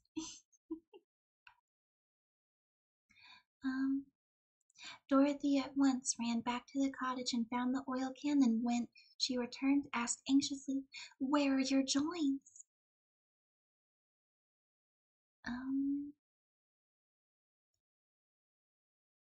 Oil my neck first. Or maybe I can do it, because she said he has inflections, but I don't know. I think I'm just gonna keep going with it, and y'all can tell me what I should try next time. So she oiled his neck, and as it was quite badly rusted, the Scarecrow could hold up the tin head and moved it gently from side to side until it worked free. Then the man could turn it himself. Now oil the joints in my arms, he said, and Dorothy oiled them, and the Scarecrow bent them carefully until they were quite free from rust, as good as new. The Tin Woodman gave a sigh of satisfaction and lowered his axe, which he leaned against the tree. This is a great comfort. I have been holding that axe in the air ever since I rested, and I am glad to be able to put it down at last. Now, if you will oil the joints on my legs, I shall be free once more. So they oiled his legs until he could not move them freely, and he thanked them again and again for his release, for he seemed a very polite creature and was very thankful. I might have stood there always if you had not come along. So, you have certainly saved my life. How did you happen to be here? We are on our way to the Emerald City to see the Great Oz, and we stopped at your cottage to pass the night, she answered. Why do you wish to see Oz? He asked. I want him to send me back to Kansas, and the Scarecrow wants him to put a few brains into his head. Oh, so now there's multiple people's brains going in his head. Okay. Justin, that's as deep as it'll go, man. Probably the Scarecrow, because it hurts a lot to do it. The Tin Woodman appeared to think deeply for a moment. Then he said, Do you suppose Oz could give me a heart? Why, I guess so, Dorothy answered. It would be as easy as to give the Scarecrow brains. True, the Tin Man returned. So if you will allow me to join your party, I will also go to the Emerald City and ask Oz to help me. Oh no, the Scarecrow. Come along. Come along. Come along. Come along. Come along, said the scarecrow. Come along. I can't do it anymore. It hurts.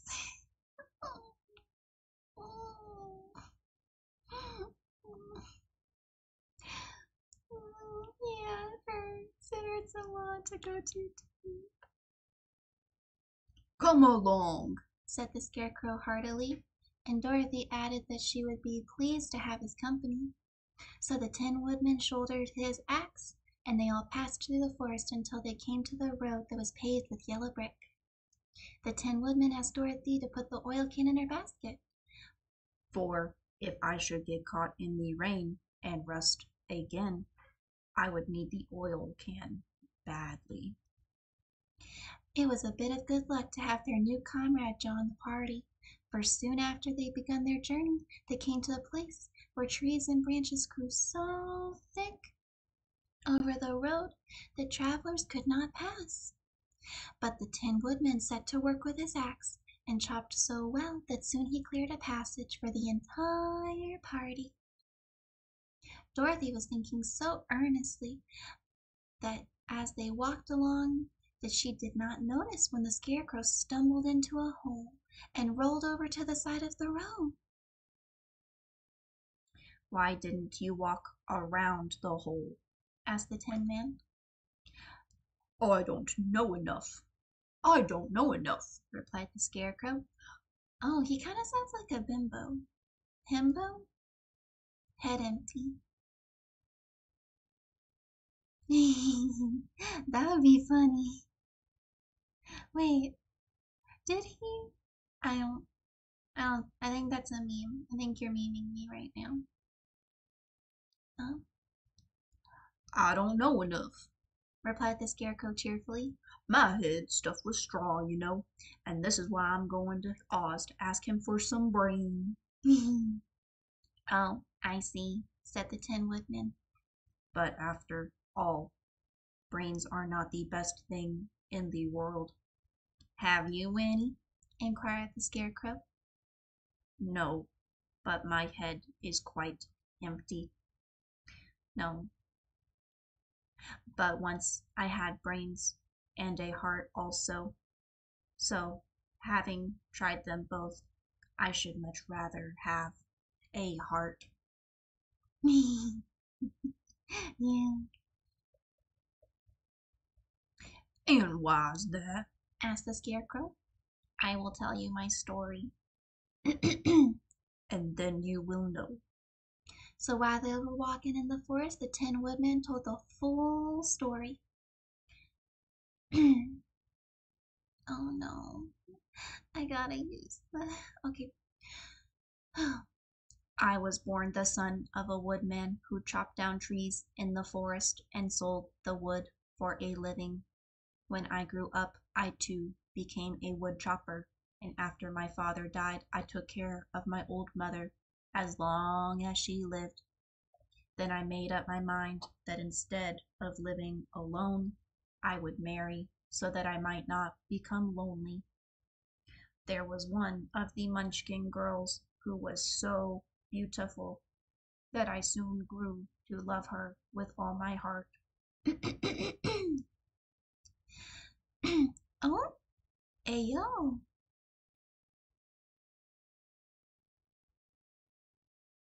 Yeah. Early filmmaking was wild, mortal.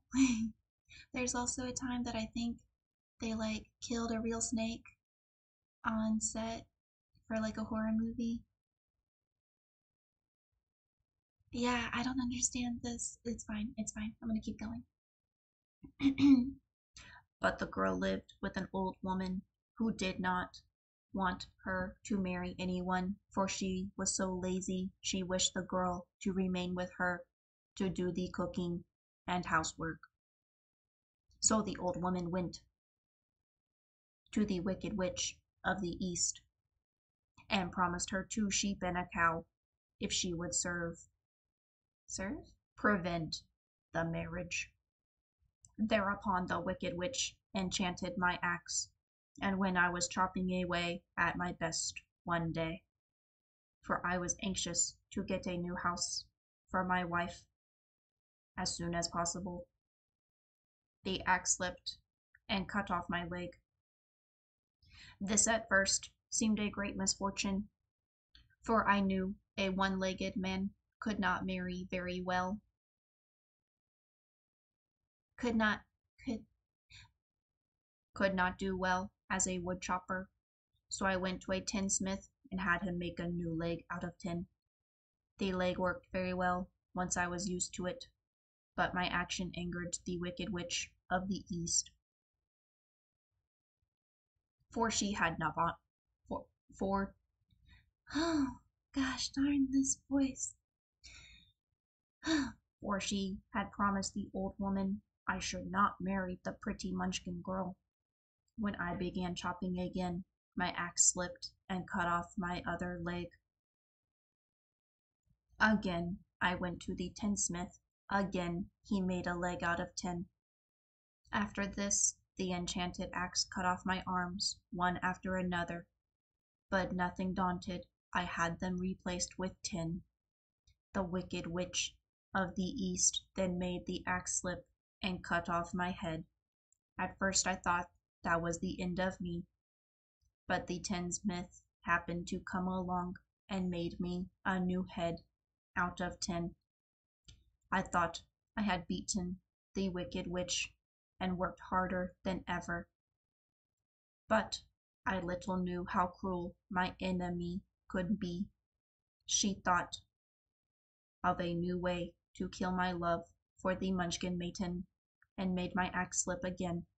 It cut through my body, splitting me into two halves.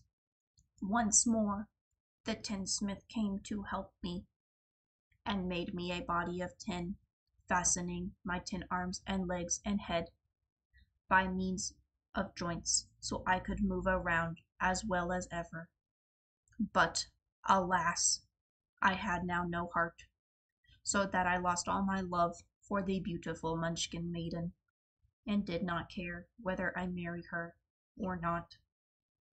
My body shone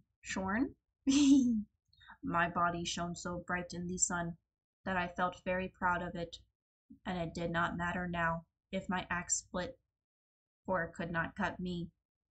There was only one danger, that my joints would rust. But I kept an oil can in my cottage and took care to oil myself whenever I needed it. However, there came a day when I forgot to do this. Oh my god. Okay, yeah, you want prosthetics? Nothing but prosthetics.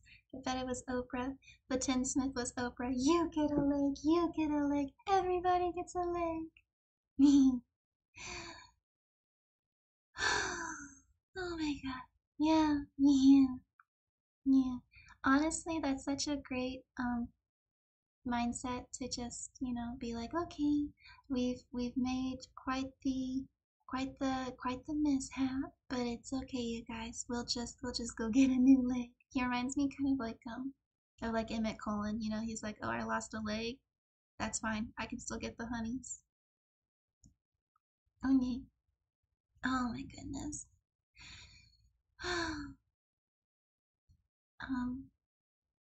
While I was in love, I was the happiest man on earth, but no one can love who has not a heart, and so I am resolved to ask Oz to give me one. If he does, I will go back to the beautiful Munchkin maiden and marry her. Oh my goodness, we're done. We're finally done. Oh my goodness, that was so boring too. I don't think I like his voice. I'm gonna give him a new one next time. Both Dorothy and the Scarecrow had been greatly interested in the story of the Tin Woodman, and now they knew why he was so anxious to get a new heart.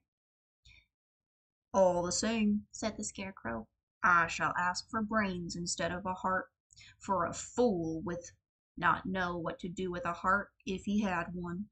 Me, don't you know it? I shall take the heart, returned the Tin Woodman. for brains do not matter for brains do not make one happy, and happiness is the best thing in the world. Dorothy didn't say anything, for she was puzzled to know which of her two friends was right, and she decided if she could only get back to Kansas and on in, it did not matter so much whether the woodman had no brains and the scarecrow no heart, or each got what he wanted. What worried her most was that the bread was nearly gone, and another meal for herself and Toto would empty the basket. To be sure, neither of the woodsman nor the scarecrow ever ate anything, but she was not made of tin nor straw, and she could not live unless she was fed. Alright, guys. I I think I'm gonna push through and do one last chapter so we can meet the Cowardly Lion. Oh wait, it's already 7. Oh, I gotta go make dinner. Okay, here's what we're gonna do. Tomorrow after work, I should, tomorrow after work, I should have, a pretty easy day of it. And so what I'm gonna tell y'all guys is that I'm gonna push through tomorrow, and we'll be able to do another stream for reading tomorrow. I don't think I'll be able to do too much brain power stuff. So we'll do some more reading tomorrow. Oh yeah, Kenem, you're very resourceful. I feel like that's the best option. They're not really thinking clearly, obviously. Although I guess it makes sense that neither of them have any brains, so they haven't thought of that yet. And I bet you the lion is too cowardly to be like, why don't we just use the girl? But yeah, so we'll do this again tomorrow night. And I wanted to let y'all know that the reason, or no, not the reason, that I had, so my little secret that I mentioned in the middle of stream was that, so we've got this lovely background here that I made for us, and I was thinking, for every subscriber, or yeah, for every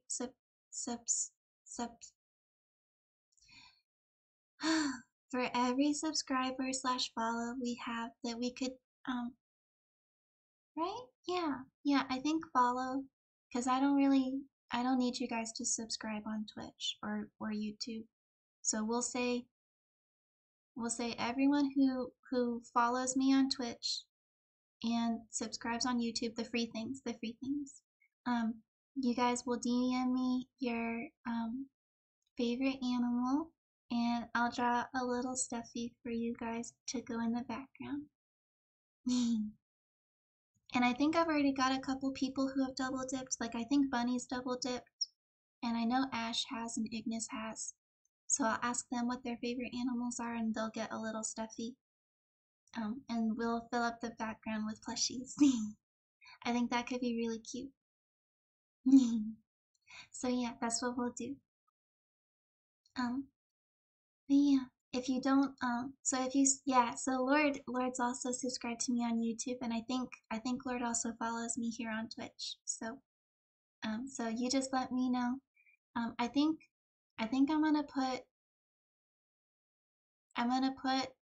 this also up on Twitter, so that way I can have all of the answers in one spot, because otherwise my grandma brain's not gonna know what to do.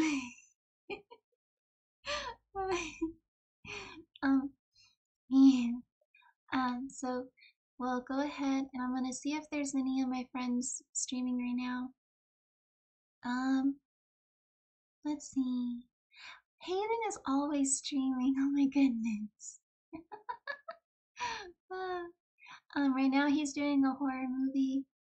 And then there's someone working on art. And then a bunch of people I don't know. So we'll just Bye, Lord. Thank you. I'm gonna go make dinner after this. We're gonna just do Hayden again, cause I know that boy treats people right. He's very nice. Oh wait. Oh wait. Oops. Oops. I shouldn't. Yeah, I think you and Kenem, I think you and Mortal also follow me on everything. I'm like 99% sure. But my brain is grandma right now, so I'm not certain.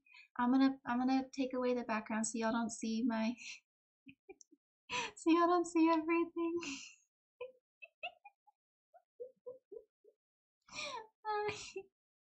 Thank you. Thanks. We have some chicken in the fridge, so I think I might use that. Okay, so we'll do a raid channel and we'll pick Hayden. And do we all remember? Yeah, I thought you do, Mortal. Okay, bye. I love you guys. Thank y'all so much for doing this great first ASMR stream that we did together where we read some bedtime stories. And I don't know if I would have gotten banned. I don't know how to get banned. I hope I didn't do anything.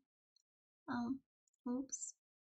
But yeah, I'm so happy that y'all spent your time with me.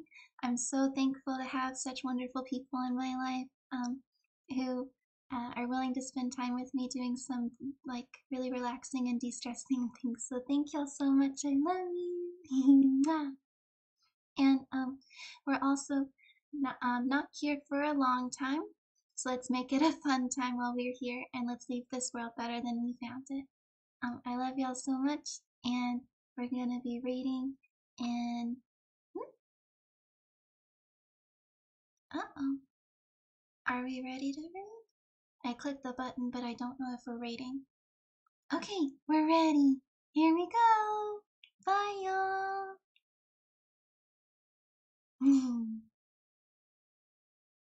Alright, we're done. We're in. Okay, good.